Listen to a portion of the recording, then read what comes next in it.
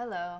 Okay, this is our last video, so we're just going to look at, for chapter 1 anyway, we're going to look at psychology, research, ethics. So we're going to look at studying and protecting animals, studying and protecting humans, and then just a few values in psychology. So animal research is very controversial, and it's been conducted by psychologists to understand how different species learn, think, and behave, and we also learn about people. Some of the things that psychology or the medical field has overcome or have developed because of animal research is insulin for diabetes, vaccine for polio and rabies, and transplants to replace defective organs. All of those things were developed through animal research. And there's many other things as well. So studying and protecting animals, animal protection movements protest the use of animals in psychology and in biological experiments and also in medical research. The use of animals for research is debated among psychologists.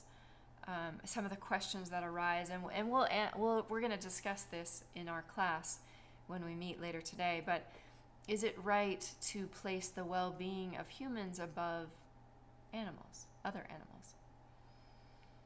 animals? What safeguards should protect the well-being of animal research? In experiments on stress and cancer, is it right that mice get tumors in the hopes that people might not? Those are challenging questions, and we'll look at those questions together. And then when we look at protecting animals, the British Psychological Society, they require animals to be housed under reasonably natural living conditions. So they have to be similar to what they would live in the wild or in their natural environment. Social animals must be provided with a companion, which is very important because there's been experiments in the past. Why we create these rules and regulations is because we've had experiments that have caused harm because we didn't have these rules and regulations in place. So the American Psychological Association, the APA, requires researchers to ensure comfort, health, and humane treatment of animals. We are required to minimize infection, illness, and pain. So the question arises, do you think that the animals are really protected by these laws during research? And they probably are to some degree, but there's probably some areas where they may not be. And again, we'll talk about that in class. So when we look at studying and protecting humans, both the APA and the BPS ethics codes call the Belmont Report. And so this Belmont report was developed because of psychological experiments on humans that caused harm. And so again, we developed these rules and regulations after we realized the harm that is caused. So the 4 key principles are: we must obtain the participants' informed consent to participate.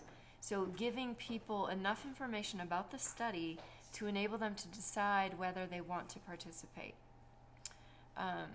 Protecting the participants from out of the ordinary harm or discomfort. We need to do that. We also need to keep information about individual participants confidential. And then the final thing is we need to fully debrief the participants. After an experiment ends, we need to explain to the participants of the study whatever deceptions that were used by the researchers. So for instance, if we did an experiment and we were measuring a new depression medicine, we would give this group a placebo, or we would give them a sugar pill. And that sugar pill, we would have to then tell them, hey, you guys never got the depression medicine, you never got the treatment. And then we have to make it available to them now.